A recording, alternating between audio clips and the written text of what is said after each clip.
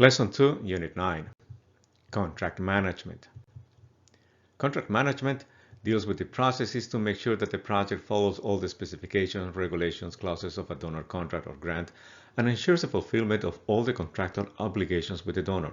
This process includes the contracts with vendors and consultants for the provision of goods and services for the project. Here are the 4 steps in contract management. Contract planning includes the understanding of the contract requirements of the donor and the clauses that are important to determine if there are any risks to the project. For example, the donor might not approve the purchases of certain goods or services. Contract administration, the process to manage all the contractual relationship with providers of goods and services, from the development of an RFP to the approval of the delivery of the goods and services. Contract monitoring, making sure that you're getting the goods and services as they were specified in the terms of reference. You need to monitor that the goods are delivered as expected and that the services are compliant with the requirements. Contract update.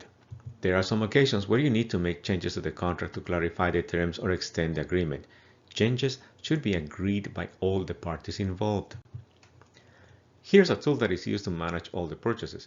The Procurement Matrix helps identify all the procurement needs. One of the characteristics of this matrix is that it's not just a shopping list.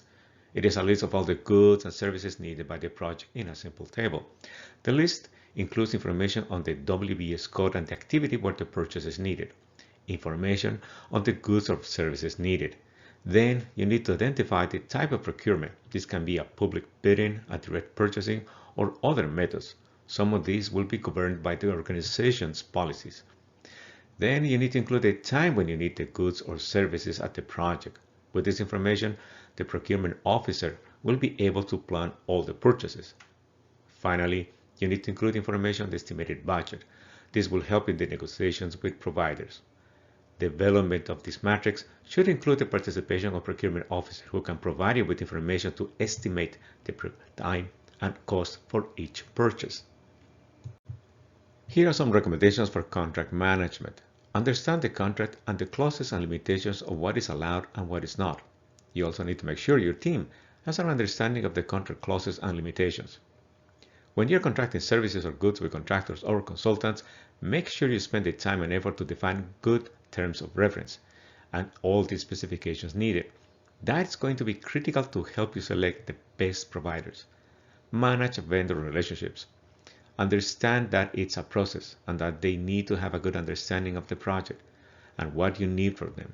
That creates opportunities for them to improve and provide you with the goods and services in the quality that you need. Document all changes. That is important. There are always opportunities to make changes and corrections to contracts. However, they need to be well documented so you don't have problems later when the project has an audit. If you need help, you can always ask the legal department of your organization for advice. Contracts are not always easy to read, and the legal department can help you understand the terms and obligations so that you are aware of the areas that need more supervision from you.